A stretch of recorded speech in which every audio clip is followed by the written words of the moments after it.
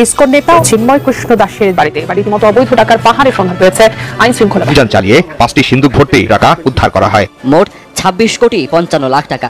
ব্যাংকের ভল্টেও এত নগদ টাকা থাকে কিনা সে প্রশ্ন তুলছেন কেউ কেউ। কারণ ইসকন একটা জঙ্গি সংগঠন, সন্ত্রাসী সংগঠন, অনেক কর্মকাণ্ড আমরা জানতে পেরেছি। সে একটা চরিত্রহীন লম্পট, দুষ্কৃতিকারী, সন্ত্রাসী। আসসালামু আলাইকুম দর্শক, এবার কিন্তু ইসকনের নেতা চিন্ময় কৃষ্ণের কিন্তু আর বাঁচার উপায় নেই, কারণ সেনাবাহিনীর কড়া অভিযানে কিন্তু এবার আরো গভীরভাবে ফেসে গেলেন চিন্ময় কৃষ্ণ। দর্শক, আপনারা সকলে জানেন যে ইসকনের এই চিন্ময় কৃষ্ণকে গ্রেপ্তার ইস্যুকে কেন্দ্র করে কিন্তু দেশে এক প্রকার অরাজক পরিস্থিতি বিরাজের পায়তারা করেছিল ইসকনের সমর্থকরা। কথায় আছে যেমন কর্ম তেমনই ফল। হ্যাঁ দর্শক, এবার কিন্তু এত সব কুকর্মের পর কিন্তু এবার নিষিদ্ধের ডাক উঠেছে ইসকনকে। আর এই চিন্ময় কৃষ্ণের যত সব গোপন কুকর্ম রয়েছে সবই কিন্তু আমাদের আজকের এই ভিডিওতে দেখানো হবে। তাই আশা করব ভিডিওটি না টেনে সম্পূর্ণ দেখবেন, তবে আপনি বিষয়টি ভালো করে বুঝতে পারবেন। তাহলে চলুন দর্শক, আর দেরি না করে এবার আমরা ভিডিওর মূল আলোচনায় চলে যাই। ইসকন একটি সাম্প্রদায়িক সংগঠন। ধর্ম প্রচারের নামে নানা অপরাধ আর সাম্প্রদায়িক দাঙ্গা বাঁধানোই মূল উদ্দেশ্য সংগঠনটির। বিগত দিনে ইসকনের বিভিন্ন কর্মকাণ্ড নজরে রাখলে সংগঠনটিকে সন্ত্রাসী গোষ্ঠী হিসেবেও আখ্যা দেয়া যায়। গত 25শে অক্টোবর চট্টগ্রামে সমাবেশ করে ইসকন। এই সমাবেশ থেকেই শুরু হয় সাম্প্রদায়িকতার দাঙ্গা বাঁধানোর মূল ষড়যন্ত্র, আর যার নেতৃত্ব দিয়েছেন সংগঠনটির মুখপাত্র চিন্ময় কৃষ্ণ দাস।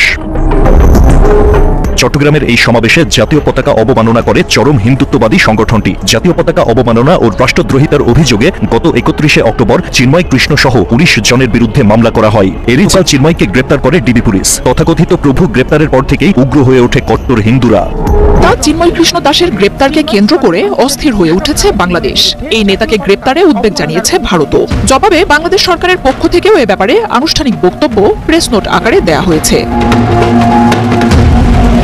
উইকিপিডিয়ার তথ্য অনুযায়ী international society for Krishna consciousness বা আন্তর্জাতিক কৃষ্ণ ভাবনামৃত সংঘকে সংক্ষেপে বলা হয় ইসকন। এটি হরে কৃষ্ণ মুভমেন্ট নামেও পরিচিত।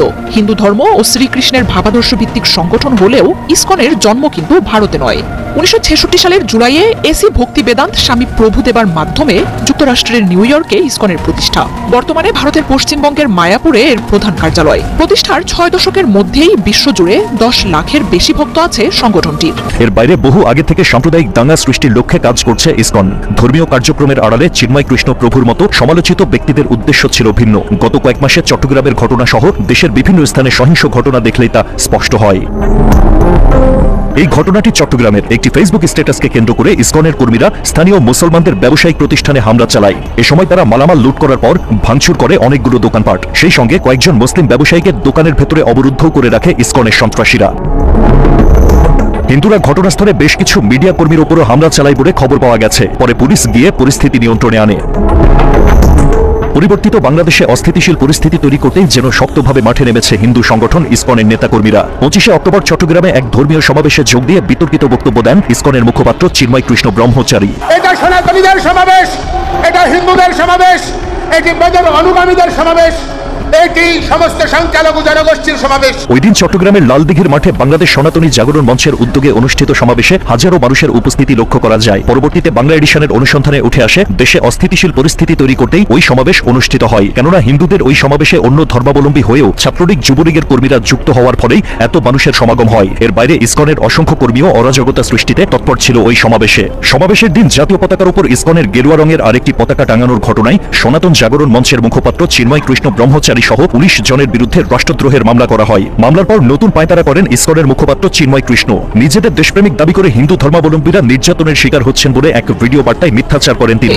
এছাড়াও প্রতিষ্ঠার পর নিউ ইয়র্কের কুইন্স কাউন্টিতে শিশুদের মগজ ধোলাই এবং জোরপূর্বক আটকে রাখার অভিযোগে ইসকনের বিরুদ্ধে মামলা দায়ের হয়। সংগঠনটির শীর্ষস্থানীয় এক নেতা স্বামী ভক্তিবাদের বিরুদ্ধে জালিয়াতির গুরুতর অভিযোগ ওঠে। এছাড়াও ইসকন পরিচালিত বিদ্যালয়গুলোতে শিশুদের উপর শারীরিক মানসিক নির্যাতনের অভিযোগ উঠে। অভিযোগের কথা উইকিপিডিয়ার তথ্যতে পাওয়া গেছে। ইসকনের বিপুল সম্পত্তি নিয়েও মাঝে মাঝেই অভিযোগ ওঠে। চট্টগ্রামে ইসকন নেতাকর্মীরা সদলবলে স্কুলে স্কুলে খাবার বিতরণের আড়ালে কোমলমতি শিশু শিক্ষার্থীদের হরে কৃষ্ণ হরে রাম মন্ত্র পড়তে অপকৌশলে লিপ্ত হয়েছে বারবার, যা প্রকাশেও এসেছে বিভিন্ন সময়ে। ইসকনের নেতাকর্মীদের আরেকটি ন্যাক্কারজনক কাজ মন্দির দখল। ঢাকার স্বামীবাগের সনাতন হিন্দু মন্দির দখল নিয়ে নামকরণ করা হয় ইসকন মন্দির। মন্দিরের জমির মালিক সনাতন হিন্দু ব্যক্তিকে মামলা দিয়ে সেখানে ইসকন মন্দির গড়ে তোলেন এই উগ্রবাদীরা। একইভাবে ঠাকুরগাঁও সদর উপজেলার আউলিয়াপুর এলাকায় শ্রী শ্রী রসিক রায় জিউ মন্দিরে সনাতনদের ওপর অত্যাচার করে আসছে ইসকনিরা। 2009 সালের 18 সেপ্টেম্বর রসিক রায় জিউ মন্দিরে দুর্গাপূজা নিয়ে ইসকনপন্থী ও সনাতন ধর্মাবলম্বীদের সংঘর্ষ হয়। এ সময় হামলা চালিয়ে ফুলবাবু নামের একজন সনাতন ধর্মাবলম্বীকে হত্যা করে ইসকনের সন্ত্রাসীরা। 2014 সালে স্বামীবাগে তারাবির নামাজে বাধা দেয় ইসকন। এ সময় হিন্দু মুসলিম সংঘর্ষে আহত হয় বেশ কয়েকজন। পুরো দেশে বিরাজ করে হিন্দু মুসলিম সাম্প্রদায়িক পরিস্থিতি। 2016 সালে সিলেটে মন্দির থেকে পার্শ্ববর্তী মসজিদের মুসল্লিদের উপর গুলি চালায় ইসকনের সন্ত্রাসীরা। এ সময় ইসকনিদের হামলায় ডজন খানেক মুসল্লি গুরুতর আহত হয়। শিশুদেরকে বলাৎকার করার অভিযোগে গেল বছর চিন্ময় কৃষ্ণের বিরুদ্ধে নিষেধাজ্ঞা জারি করা হয়। ওই নিষেধাজ্ঞায় ধর্মীয় বিভিন্ন কর্মকাণ্ড থেকে বিরত থাকার নির্দেশ দেওয়া হলেও সতর্ক না হয়ে ইসকনের পক্ষ থেকে সন্ত্রাসী কর্মকাণ্ডের ইন্ধন জুগিয়ে গেছেন চিন্ময় কৃষ্ণ ব্রহ্মচারী। মূলত বাংলাদেশে সাম্প্রদায়িকতার প্রকোপ বাড়াতে মুসলিম বিরোধী বিভিন্ন কাজে ইন্ধন দেয় ইসকন। হিন্দু মুসলিম সাম্প্রদায়িক দাঙ্গা বাধাতেই উদ্দেশ্য প্রণোদিতভাবে ইসকনের কর্মীরা এমন কর্মকাণ্ড পরিচালিত করে বলে মনে করেন দেশের সচেতন মহল। প্রতিষ্ঠার পর থেকে একের পর এক বিতর্কিত কর্মকাণ্ড চালিয়ে যাচ্ছে হিন্দু সংগঠনটি। দেশের রাজনৈতিক পট পরিবর্তনের এই সময়ে একটা নির্দিষ্ট গোষ্ঠীকে সহায়তা করতে বর্তমানে তাদের সন্ত্রাসী কর্মকাণ্ড বেড়েছে ব্যাপকভাবে। ইসকনের নেতা আসলে ইসকন থেকে তাকে বহিষ্কার করা হয়েছে প্রায় কয়েক বছর আগে। সেই ইসকনের এখন নেতা না, ইসকনের কেউ না। কিন্তু বাংলাদেশে যে মানে সংখ্যালঘু যারা কিছু লোক এদের মানে সে নেতৃত্ব দিচ্ছে, নেতৃত্ব দিয়ে বাংলাদেশের মধ্যে যে একটা চিরায়িত যে সাম্প্রদায়িক সম্প্রীতি সেটাকে নষ্ট করার চেষ্টা করছে। চট্টগ্রাম আমরা কি দেখলাম যে তারা যে সমাবেশ করলো, তার মধ্যে সে বাংলাদেশের পতাকা, জাতীয় পতাকা, যেটা আমাদের অনেক রক্তের বিনিময়ে আমরা পেয়েছি, এই জাতীয় পতাকাকে নিচে রেখে তাদের ইসকনের পতাকা করি এবং রাষ্ট্রদ্রোহিতামূলক অনেক কর্মকাণ্ড করেছে এবং নারী ঘটিত অনেক কর্মকাণ্ড আমরা জানতে পেরেছি। সে একটা চরিত্রহীন লম্পট দুষ্কৃতিকারী সন্ত্রাসী। একে তো মানে সরকার ধরবেই, সরকার ধরেছে, ডিবি ধরেছে তাকে। এবং এর ফলশ্রুতিতে আমরা চট্টগ্রাম দেখলাম যে ইসকনের যে সমর্থকরা কি ভয়ঙ্কর আক্রমণ করলো তাকে, যাতে মুক্ত করে তারা নিয়ে আসতে পারে। সেজন্য আমাদের একজন অ্যাডভোকেট তাজুল ইসলাম সে শাহাদাত বরণ করলো। আরো 50 জন আমাদের মানুষ যারা যে ইসকন বিরোধী, অনেক আপনি আলী সাহেব আপনি জানেন যে বিশ্বের অনেক দেশে কিন্তু ইসকনকে নিষিদ্ধ করা হয়েছে।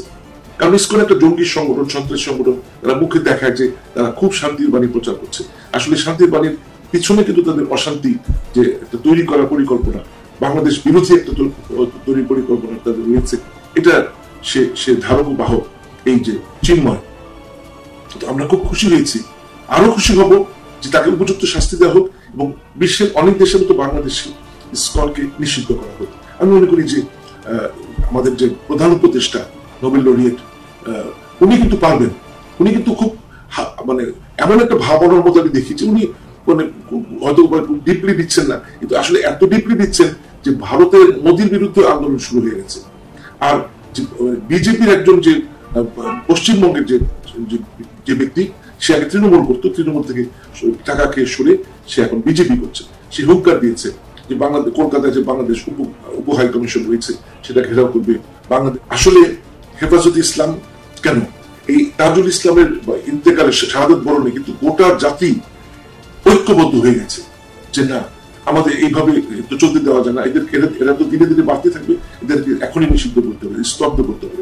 হেফাজত, আমি একটা জিনিস মনে রাখবেন, জামাত ইসলামী বলুন বা হেফাজত ইসলাম বলুন, তাদের বাণী তো ইসলাম নয়, এরা একটা সংগঠন মাত্র। যেমন ইসকন মানে হিন্দুত্ব নয়, ইসকন একটা সংগঠন। হিন্দুরা যদি মনে করে ইসকন তাদের মুখপাত্র, তাহলে ভুল করবে। আমরা তো জামাত ইসলাম মানে ইসলাম মনে করি না, হেফাজত ইসলাম মানে ইসলাম মনে করি না। ইসলাম, আমি 5 ওয়াক্ত নামাজ পড়ি, রোজা করি, হজ করেছি, আমি তো মুসলমান, আমি তো জামাত ইসলামের হেফাজত ইসলামের সদস্য না। হিন্দুদের বুঝতে হবে যে ইসকন মানে তারা হিন্দুত্ববাদ বা সনাতনীবাদ না। এটা যদি আর মোদির যদি এতই হিন্দুদের প্রতি যে মানে থাকে, ভক্তি থাকে তাদের প্রতি, এতই তাদের কাজ করছে যে বাংলাদেশে একটু হিন্দু নির্যাতন হলে, একটু মন্দির ভাঙলে মানে মোদি বা ইন্ডিয়ার সমস্ত মানুষ পাগল হয়ে যায়, তাহলে তারা বাংলাদেশে যারা হিন্দু আছে, সংখ্যালঘু আছে, তাদের খাওয়া দিক, তাদের পড়া দিক, সবকিছু করুক। হিন্দু তো আমাদের দেশের নাগরিক, তাদের রক্ষা করার দায়িত্ব আমাদের। আমাদের আভ্যন্তরীণ ব্যাপারে ভারত কেন হস্তক্ষেপ করবে? নেপাল টোটাল একটা হিন্দু রাষ্ট্র, তারা তো ভারতকে প্রচন্ড পরিমাণে ঘৃণা করে। এখানে ধর্ম কোনো ফ্যাক্টর না, আমাদের বাংলাদেশের জাতীয়তাবাদ হচ্ছে ফ্যাক্টর। আমরা জাতীয়তা বাংলাদেশকে রক্ষা করতে চাচ্ছি।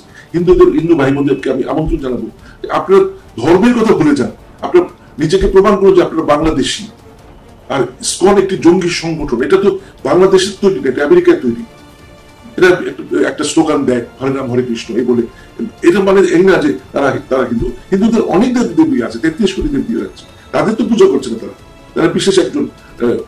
তো সম্মানিত প্রিয় দর্শক, ভিডিওতে আলোচিত বিষয়গুলি দেখার পর আপনার কি মনে হয়েছে কমেন্ট করে জানিয়ে দিন আপনার মূল্যবান মতামতটুকু।